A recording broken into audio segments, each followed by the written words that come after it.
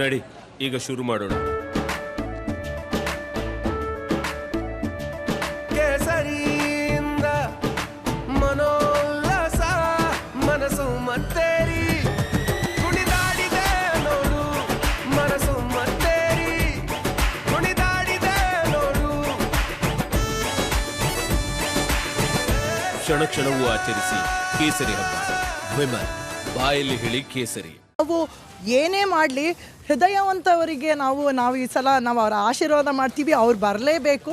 ಧರ್ಮಸ್ಥಳದ ಮಂಜುನಾಥ ಅವರೇ ಧರೆಗಿಳಿದು ಬಂದಾಗ ಅವ್ರ ಕಡೆ ನೋಡಿದೆ ಇನ್ನು ಯಾರ ಕಡೆ ನೋಡಲಿ ಅಂತ ಹೇಳಿರುವಂಥ ಸಂಗತಿಗಳು ಇದೆ. ಸೊ ಹಾಗಾಗಿ ಅದೆಲ್ಲ ನನಗೆ ಒಂದಕ್ಕೊಂದು ಕಲೆ ಹಾಕ್ತಾ ಇದೆ.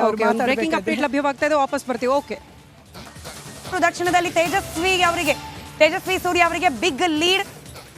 71,716 ಮತಗಳ ಅಂತರದಿಂದ ಮುನ್ನಡೆಯನ್ನ ಕಾಯ್ದುಕೊಂಡಿದ್ದಾರೆ. ಚಿತ್ರದುರ್ಗದಲ್ಲಿ ಕಾರಜೋಳ ಅವರಿಗೆ ಮುನ್ನಡೆ. ಬಿಜೆಪಿ ಅಭ್ಯರ್ಥಿ ಗೋವಿಂದ ಕಾರಜೋಳ. ಪಶ್ಚಿಮ ಬಂಗಾಳದಲ್ಲಿ ಟಿಎಂಸಿಗೆ ನೋಡಿ, ನಾವು ಸ್ವಲ್ಪ ಹೊತ್ತಿನ ಮುಂಚೆ ಮಾತನಾಡ್ತಿದ್ವಿ, NDA ಮುನ್ನಡೆಯಲ್ಲಿತ್ತು. ಇದೀಗ TMC back to the form. 29 ಕ್ಷೇತ್ರಗಳಲ್ಲಿ ಪಶ್ಚಿಮ ಬಂಗಾಳದಲ್ಲಿ ಟಿಎಂಸಿ ಮುನ್ನಡೆ. ಕಾಗೇರಿಗೆ 1,22,000 ಮತಗಳ ಮುನ್ನಡೆ. ಅಲ್ಲಿ ಈ ಬಾರಿ ಅನಂತಕುಮಾರ್ ಹೆಗಡೆಗೆ ಟಿಕೆಟ್ ಕೊಡಲಿಲ್ಲ. ವಿಶ್ವೇಶ್ವರ ಹೆಗಡೆ ಕಾಗೇರಿ ಅವರಿಗೆ ಟಿಕೆಟ್ ಕೊಟ್ಟರು. ಅಂಜಲಿ ನಿಂಬಾಳ್ಕರ್ ಅವರನ್ನು ಅಲ್ಲಿ ಲೋಕಸಭಾ ಅಭ್ಯರ್ಥಿಯನ್ನಾಗಿ ಕಾಂಗ್ರೆಸ್ ಮಾಡಿತ್ತು. ಇದೀಗ 1,00,000 ಮತಗಳ ಅಂತರದಿಂದ ಮುನ್ನಡೆ ಕಾಯ್ದುಕೊಂಡಿದ್ದಾರೆ. ಮಹಾರಾಷ್ಟ್ರದಲ್ಲಿ NDAಗೆ ಇಂಡಿ ಬಿಗ್ ಫೈಟ್ ಕೊಡ್ತಾ ಇದೆ. Neck to neck fight. ಇದು ಎಕ್ಸ್ಪೆಕ್ಟೆಡ್ ಕೂಡ. ಅಂದ್ರೆ ಶಿವಸೇನೆ ವಿಭಾಗ ಆಯಿತು, NCP ವಿಭಾಗ ಆಯಿತು. ಈ ಎಲ್ಲದರ ಚಿತ್ರಣ ಇಲ್ಲಿ ಈ ರೂಪದಲ್ಲಿ ಪ್ರತಿಫಲ ಆಗ್ತಾ ಇದೆ. ನೆಕ್ ಟು ನೆಕ್ ಫೈಟ್ ಮಹಾರಾಷ್ಟ್ರದಲ್ಲಿ ನಾವು ಗಮನಿಸ್ತಾ ಇದ್ವಿ. ಡಾಕ್ಟರ್ ಮಂಜುನಾಥ್ ಲೀಡಿಂಗ್ ಅಲ್ಲಿದ್ರು. ಹಾಗೆ ಗೆಲುವಿನ ವಿಶ್ವಾಸವನ್ನ ಕೂಡ ವ್ಯಕ್ತಪಡಿಸಿದ್ರು. ಬಹುಶಃ ಶ್ರುತಿ ಮಾತನಾಡಿಸಬಹುದು ಕಾಂಗ್ರೆಸ್ ವಕ್ತಾರರನ್ನು. ನೋಡಿ, ಈಗ ತಾನೇ ಮಾತನಾಡ್ತಾ ಇದ್ರು ಮೇಡಮ್, ಹೇಳ್ತಾ ಇದ್ರು ಬಂಡೆ ವರ್ಸಸ್ ಹೃದಯವಂತ ಅಂದ್ರೆ ಜನ ಹೃದಯವಂತ ಬೇಕು ಅಂತ ಹೇಳಿದಾರೆ. ಹಾಗಾಗಿ ಜನರ ಒಲವು ಡಾಕ್ಟರ್ CN ಮಂಜುನಾಥ್ ಕಡೆಗೆ ಇದೆ, ಬಂಡೆ ಬೇಡ ಅಂತ ತಿರಸ್ಕಾರ ಮಾಡಿಬಿಟ್ಟಿದ್ದಾರೆ ಅಂತ ಏನು ಹೇಳ್ತೀರಿ? ಅದಕ್ಕೆ ಇದೆಲ್ಲ ವೊಕ್ಯಾಬ್ಯುಲರಿ ಮ್ಯಾಜಿಕ್, ಇದು ನಟನೆ ಅದಷ್ಟೇ. ನಾವು ಶಬ್ದಗಳನ್ನು ಡ್ಯಾನ್ಸ್ ಮಾಡಿಸೋ ಕ್ರಮ ಅಂತಾರೆ ಅದನ್ನು. ಸೊ ಅದು ಯಾವುದು ಇಲ್ಲ. ಎಲ್ರಿಗೂ ಹೃದಯ ಇದೆ. ನಂಬರ್ ಡ್ಯಾನ್ಸ್ ಮಾಡ್ತಾ ಇದೆಯಾ ಅಂತನ?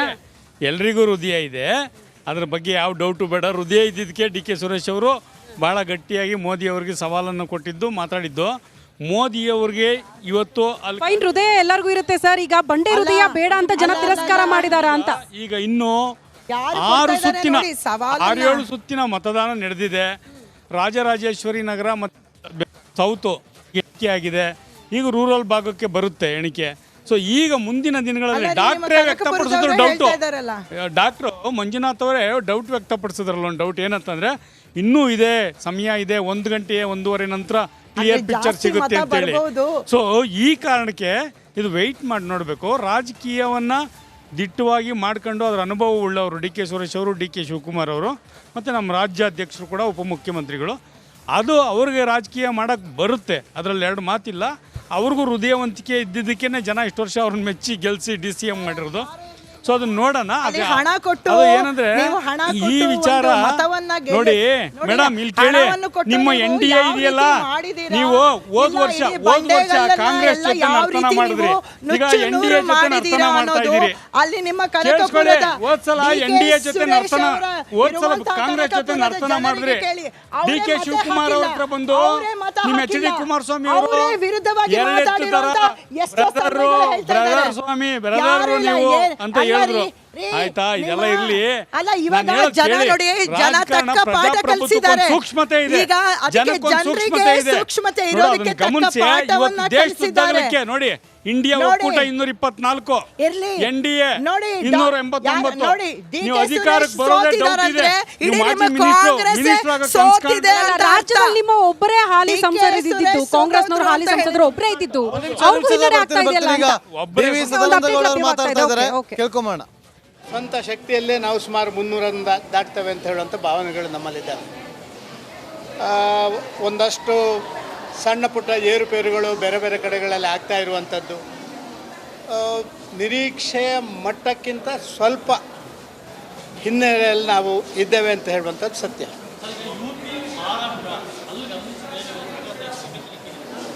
ನಿಜ, ರಾಜಸ್ಥಾನ, ಉತ್ತರ ಪ್ರದೇಶ, ಮಹಾರಾಷ್ಟ್ರ, ಹರಿಯಾಣ ಇದು ನಮ್ಮ ನಿರೀಕ್ಷೆಗಿಂತ ಭಾರಿ ಹಿನ್ನಡೆಯಲ್ಲಿರುವಂಥದ್ದು ಏನೋ ಒಂದು ಆತಂಕ ಸೃಷ್ಟಿ ಮಾಡಿದೆ. ಆದರೆ ದಕ್ಷಿಣ ಭಾರತದಲ್ಲಿ ನೀವು ನೋಡ್ತಾ ಇದ್ದೀರಿ, ಅದನ್ನು ಮೇಕಪ್ ಮಾಡುವಷ್ಟು ಸಂಖ್ಯೆಗಳು ಇಲ್ಲದಿದ್ದರೂ ಕೂಡ ದಕ್ಷಿಣ ಭಾರತದಲ್ಲಿ ನಾವು ಸ್ವಲ್ಪ ವೇಗವಾಗಿ ಹೋಗ್ತಾ ಇರುವಂಥದ್ದು ನಾವು ಕಾಣ್ತಾ ಇದ್ದೀವಿ.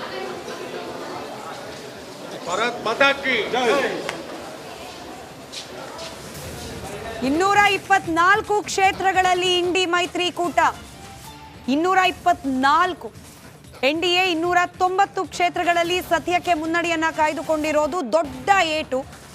ವಿನಾಯಕ್ ಅವರು ಕೂಡ ಜಾಯ್ನ್ ಆಗಿದ್ದಾರೆ ಡಿಬೇಟ್ನಲ್ಲಿ. Welcome sir. ದೊಡ್ಡ ಏಟು ಉತ್ತರ ಪ್ರದೇಶದಲ್ಲಿ 41 ನಾವು ಲಾಸ್ಟ್ ಗಮನಿಸಿದಾಗ ಇಂಡಿ ಮೈತ್ರಿಕೂಟ ಮುನ್ನಡೆಯಲ್ಲಿದ್ದದ್ದು. ಇದನ್ನ ಹೊರತುಪಡಿಸಿ ಬೇರೆ ಏನಾಗಿರಬಹುದು ಅಂತ ಈ ರೀತಿಯ ನಂಬರ್ ಫಾಲ್ ಡೌನ್. ನಾನು ಮೊನ್ನೆನೇ ನಿಮ್ಮ ಚಾನಲಲ್ಲಿ ಮಾತಾಡ್ತಾ ಹೇಳಿದೆ, ಜನ ಕೆಲಸ ಆದಮೇಲೆ ನಿಮ್ಮ ಸ್ವಲ್ಪ ಮಟ್ಟಿನ ಹಿನ್ನಡೆ ಆಗುತ್ತಾ ಅಂತ ಹೇಳುವಂಥದ್ದು ನಾವು ಈ ಅರ್ಲಿ ಕೌಂಟಿಂಗ್ನಲ್ಲಿ ನಮಗೆ ಬರ್ತಾ ಇರುವಂಥ ಕಲಬುರಗಿ, ಬೀದರ್ ಮತ್ತು ಚಾಮರಾಜನಗರ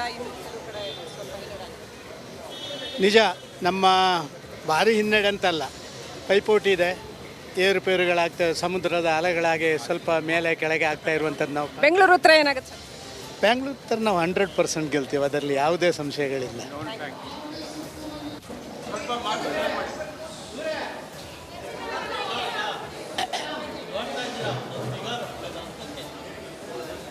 ಸರ್, ನಮಗೆ ನಾನು ಹೇಳ್ತಾ ಇದ್ದೆ, it is too early to predict ಅಂತ ಹೇಳುವ. ನಿಮಗೆ ಎಲ್ಲ ವೀಕ್ಷಕರಿಗೆ ಒಂದು ಮಾಹಿತಿ ಕೊಡ್ತೀನಿ, ಆಮೇಲೆ ಎಲ್ಲ ಪ್ಯಾನಲಿಸ್ಟ್ಗಳಿಗೆ ಮಾಹಿತಿ ಕೊಡ್ತಾ ಇರ್ತೀನಿ. ಒಂದು, ಇದು ಚುನಾವಣಾ ಆಯೋಗ ಹೇಳಿರುವಂಥದ್ದು. ಅಂದರೆ ಈಗ ನಾವು NDA ಆಮೇಲೆ ಕಾಂಗ್ರೆಸ್ ಎಲ್ಲ ಕೊಡ್ತಾ ಇದ್ದೀವಿ.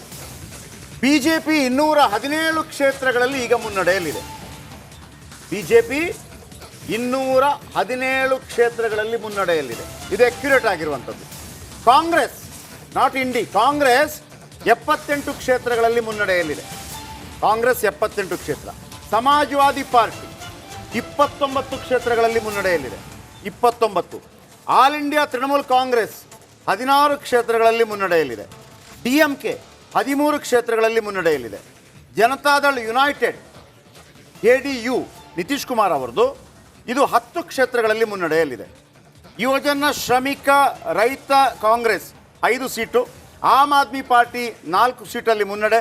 ರಾಷ್ಟ್ರೀಯ ಜನತಾದಳ್ RJD ಲಾಲು ಅವರದು 3 ಕ್ಷೇತ್ರಗಳಲ್ಲಿ ಮುನ್ನಡೆಯಲ್ಲಿದೆ. ಎಸ್, ಮಾತಾಡ್ತಾ ಇದ್ರಿ ವಿನಾಯಕ್. ಜನ ಈಗ ಎಲ್ಲರೂ ಏನು ನಿರೀಕ್ಷೆ ಮಾಡಿದ್ರು ಅಂದರೆ ರಾಮ ಮಂದಿರ ಆಯಿತು, ಹಾಗಾಗಿ ಉತ್ತರ ಪ್ರದೇಶದಲ್ಲಿ ಏನು ಸಂಪೂರ್ಣ ಅವರು ಸ್ವೀಪ್ ಆಗುತ್ತೆ ಅಂತ ಏನು ಪ್ರೆಡಿಕ್ಷನ್ ಮಾಡಿದರು. ಬಟ್ ಸಾಮಾನ್ಯವಾಗಿ ನಮ್ಮ ರಾಜಕಾರಣಿಗಳು ಯಾಕೆ ಕೆಲಸ ಮಾಡಲ್ಲ ಅಂದರೆ ಇದೇ ಕಾರಣಕ್ಕೆ. ಒಂದ್ಸರಿ ಕೆಲಸ ಆದಮೇಲೆ ಜನ ಓಟ್ ಹಾಕಲ್ಲ ನಿಮಗೆ. ಅದಕ್ಕೆ ಅವರು ಲಾಂಗ್ ಟರ್ಮ್ ಪ್ರಾಜೆಕ್ಟ್ನೇ ಹಾಕೊಂಡ್ಬಿಡ್ತಾರೆ, ಒಂದು 25 ವರ್ಷ 20 ವರ್ಷ ಅಂತ. ಆವಾಗ 20 ವರ್ಷ ನಿಮ್ಗೆ ಜನ ಓಟ್ ಹಾಕ್ತಾ ಇರ್ತಾರೆ ಆ ಕೆಲಸಕ್ಕೋಸ್ಕರ. ಕೆಲಸ ಆದ್ಮೇಲೆ ಓಟ್ ಹಾಕಲ್ಲ. ಏನ್ರಿ ವಿನಾಯಕ್ ಅವರೇ, ಮಹಾ ರಹಸ್ಯವನ್ನು ಬಿಚ್ಚಿಟ್ಬಿಟ್ರೆ ನೀವು. ಇವರ ಪ್ರಕಾರ, ನಿಮ್ಮ ಪ್ರಕಾರ ಏನಂತಂದ್ರೆ ಇದನ್ನ ರಾಮ ಮಂದಿರ ರೆಡಿ ಆಗಬೇಕಾಗಿತ್ತು, ಉದ್ಘಾಟನೆ ಎಲೆಕ್ಷನ್ ಆದ ನಂತರ ಆಗಬೇಕಾಗಿತ್ತು ಅನ್ನೋ ರೀತಿಯಲ್ಲಿ ಆಗಲ್ಲ.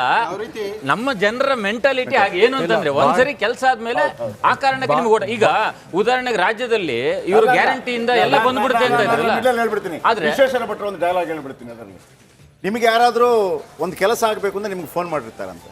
ಫೋನ್ ಮಾಡುವಾಗ ನೀವು ಅದಕ್ಕೆ ಏನಾದರೂ ಒಂದು ವ್ಯವಸ್ಥೆ ಮಾಡಿ ಕೆಲಸ ಮಾಡಿರ್ತೀರಿ ಅಂತೇಳಿ. ಈಗ ಅದು ಕೆಲಸ ಆಗಿದೆಯಾ ಆಗಿಲ್ವಾ ಅಂತ ಹೆಂಗೆ ಲೆಕ್ಕ ಹಾಕೋದು ಅಂತಂದರೆ, ಯಾರು ನಮಗೆ ಫಸ್ಟ್ ಫೋನ್ ಮಾಡಿರ್ತಾನೆ ಅವನು ವಾಪಸ್ ಫೋನ್ ಮಾಡಿಲ್ಲ ಅಂತಂದರೆ ಕೆಲಸ ಆಗಿದೆ ಅಂತ ಲೆಕ್ಕ. ಅವನು ವಾಪಸ್ ಫೋನ್ ಮಾಡಿದರೆ ಇನ್ನೂ ಕೆಲಸ ಆಗಿಲ್ಲ ಅಂತ ಲೆಕ್ಕ. ಹಾಗೆ ನೋಡಿ, ನರೇಂದ್ರ ಮೋದಿ ಅವ್ರಿಗೂ ಮತ್ತು ಭಾರತೀಯ ಜನತಾ ಪಕ್ಷದ ಮೂಲ ಕಾರ್ಯಕರ್ತರಿಗಿದ್ದು ವ್ಯತ್ಯಾಸ ಅಂತಂದ್ರೆ, ನರೇಂದ್ರ ಮೋದಿ ಪ್ರಧಾನಮಂತ್ರಿಯಾಗಿ ಮಾಡಿದ ಮೊಟ್ಟ ಮೊದಲ ಸ್ವಾತಂತ್ರ್ಯೋತ್ಸವ ಭಾಷಣದಲ್ಲೇ ವಿವೇಕಾನಂದರನ್ನು ಕೋಟ್ ಮಾಡಿಬಿಟ್ಟು ದೇವಾಲಯಕ್ಕಿಂತ ಶೌಚಾಲಯ ಮುಖ್ಯ ಅಂತಂದ್ರು. ಅವತ್ತೇ RSSನವ್ರಿಗೆ ದೊಡ್ಡ ಆಘಾತ ಆಗಿರುತ್ತೆ. ಅದಾದ ನಂತರ ಗಾಂಧಿ ಜಯಂತಿ ದಿವಸ ಸ್ವಚ್ಛ ಭಾರತ್ ಅಂತ ಶುರು ಮಾಡಿಬಿಟ್ಟು 11 ಕೋಟಿ ಟಾಯ್ಲೆಟ್ ಕಟ್ಸಿದ್ರು. 150 ಆಮೇಲೆ ಗಾಂಧೀಜಿಯವ್ರ ಚಶ್ಮಾಗಳನ್ನ ಲಾಂಛನವಾಗಿ ಬಳಸ್ಕೊಳಕ್ ಶುರು ಮಾಡಿದ್ರು. ಅಲ್ಲಿಂದ ಮೋದಿಗೂ RSSಗೂ ಸಂಘರ್ಷ ಆಗ್ತಾ ಇತ್ತು. ಬಹುಶಃ ಇದು ರಿಯಲೈಸ್ ಆಗೋ ರಾಮ ಮಂದಿರದ ಬಗ್ಗೆ ಅವ್ರು ಆತರ ಮಾಡ್ಲೇ ಇಲ್ಲ. ಸುಪ್ರೀಂ ಕೋರ್ಟ್ ತೀರ್ಪು ಬರಲಿ ಅಂದ್ರು. 6.5 ವರ್ಷ ನಂತರ ತೀರ್ಪು ಬಂತು. ತೀರ್ಪು ಬಂದ ದಿವಸ ಯಾರು ವಿಜಯೋತ್ಸವ ಬಾಜಾ ಭಜಂತ್ರಿ ಮಾಡಿಕೊಡುದು ಅಂತ ಹೇಳಿದ್ರು. ಅದ್ರ ಶಿಲಾನ್ಯಾಸ ಕೂಡ ಒಂದು ಯಾವುದೋ TV ರಿಯಾಲಿಟಿ ಶೋ ತರ 1 ತಾಸು ಮಾಡಿ ಮುಗಿಸ್ಬಿಟ್ಟಿದ್ರು. ಆಮೇಲೆ ರಾಮ ಮಂದಿರ ಪ್ರಾಣ ಪ್ರತಿಷ್ಠಾಪನೆ ಮಾಡಿದ ದಿವಸ ರಾಮ್ ಏಕ್ ವಿವಾದ್ ನಹಿ ಸಮಾಧಾನ ಅಂತ ಒಂದು ಹೊಸ ಸಂದೇಶ ಕೊಟ್ಟರು. ಬಟ್ ನಿಮಗದು ಇಷ್ಟ ಆಗಲಿಲ್ಲ. ಅದರಿಂದ ಎಲ್ಲ ಒಂದು ಕಡೆ ಇವತ್ತು ಮೋದಿಗೆ ಹಿನ್ನಡೆ ಆಗ್ಲಿಕ್ಕೆ RSS ಕಾರ್ಯಕರ್ತರೇ ಕಾರಣ, ಈತ ಮುಗಿಸ್ಬಿಡ್ತಾನೆ ಅಂತ. ಸ್ಟೇಟ್ಮೆಂಟ್ ಕೊಟ್ಟರು ಸರ್. ಬಿಜೆಪಿ ವಕ್ತಾರರು ಒಪ್ತಾರ ಅದನ್ನ ಅಂತ ನಾಗೇಂದ್ರ ಬಾಬು ಬಿಜೆಪಿ ವಕ್ತಾರರು ಒಪ್ತಾರ ಈ ಮಾತಿನ? ಯಾವ ಮಾತು ಹೇಳಿದ್ರಿ ತಾವು? ಏನ್ ಸರ್ ನಿಮ್ಮ ಏನು 400 ಪಾರ್ ಕುಸ್ತು ಹೋಗ್ತಾ ಇದೆ, ಅದಕ್ಕೆ ಅನೇಕ ಕಾರಣಗಳನ್ನ ಡಿಸ್ಕಸ್ ಮಾಡ್ತಾ ಇದ್ರು. ನಮ್ಮ ರವೀಂದ್ರ ರೇಷ್ಮೆ ಅವರು ಹೇಳಿದ್ದಂತ ಭಾಗಶಃ ಒಪ್ತೇನೆ, ಒಂದಷ್ಟು ಭಾಗಶಃವನ್ನ ನಾನು ಒಪ್ಪೋದಿಲ್ಲ. ಯಾಕೆಂದ್ರೆ ಇವತ್ತು RSS ಸಹ ಒಂದು ಭಾಗವಾಗಿ ಸೊ ಈ ಚುನಾವಣೆಯಲ್ಲಿ ತನ್ನನ್ನು ಸಕ್ರಿಯವಾಗಿ